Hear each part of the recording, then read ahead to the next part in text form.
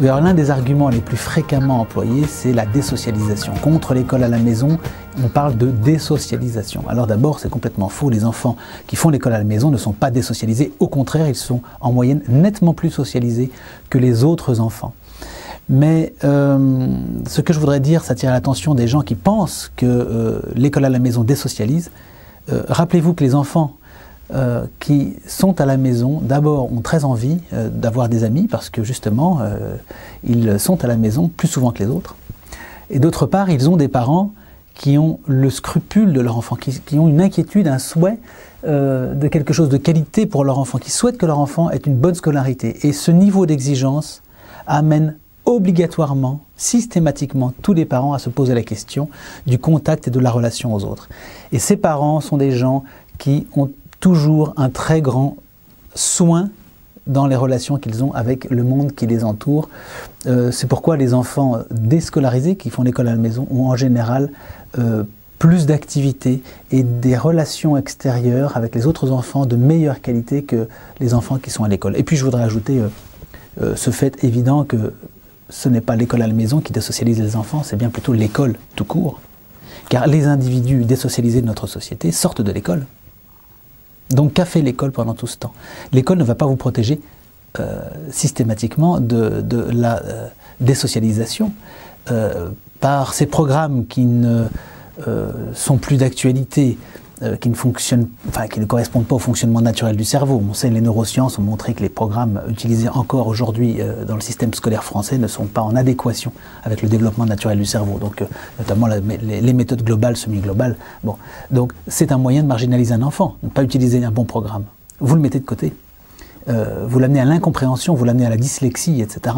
Donc vous allez le couper de la société. Et puis il y a les violences à l'école, il y a les grèves, il y a le fait que l'enfant n'est pas très important à l'école. Le plus important sont les corporations, les syndicats, les mouvements sociaux, le ministère, les réformes, tout ça on en parle beaucoup, mais on ne parle pas beaucoup de l'enfant.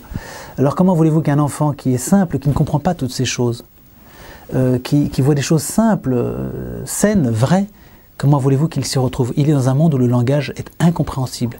L'école va le désocialiser.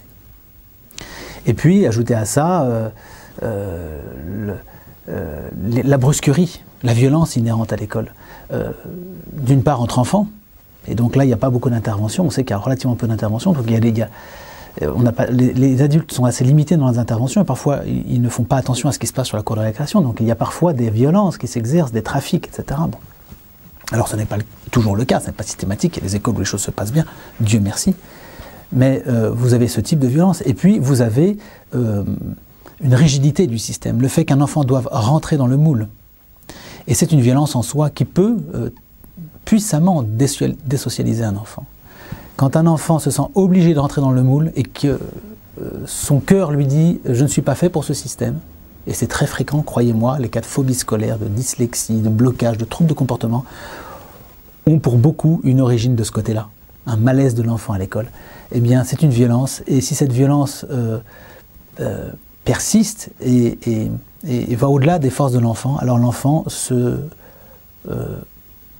reclue lui-même et se désocialise intérieurement. C'est ce qui explique beaucoup de cas d'enfants qui sont, de jeunes adultes qui sont marginalisés aujourd'hui. Et puis le dernier acte de la désocialisation par l'école, c'est évidemment le niveau extrêmement bas, qui est le plus bas niveau qu'on ait jamais vu en France. Vous avez pratiquement la moitié des élèves, selon des évaluations extrêmement faciles, hein, en tout cas faciles d'accès par rapport à ce qui se faisait encore il y a 30 ans ou 40 ans, d'analphabètes en entrée en 6e, c'est-à-dire des gens qui ne savent pas composer une rédaction de 3 pages ou 4 pages, qui ne savent pas bien lire un texte, qui ne comprennent pas ce qui se dit. Eh bien, croyez-moi, l'analphabétisme est certainement le plus grand facteur de désocialisation qui soit. Alors non, l'école à la maison ne désocialise pas. Regardons plutôt du côté de l'école ce qui se passe, et puis reparlons-en.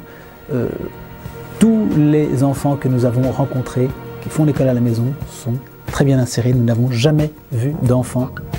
Ça existe sans doute, mais enfin, nous n'en avons jamais vu d'enfants faisant l'école à la maison qui soient désocialisés.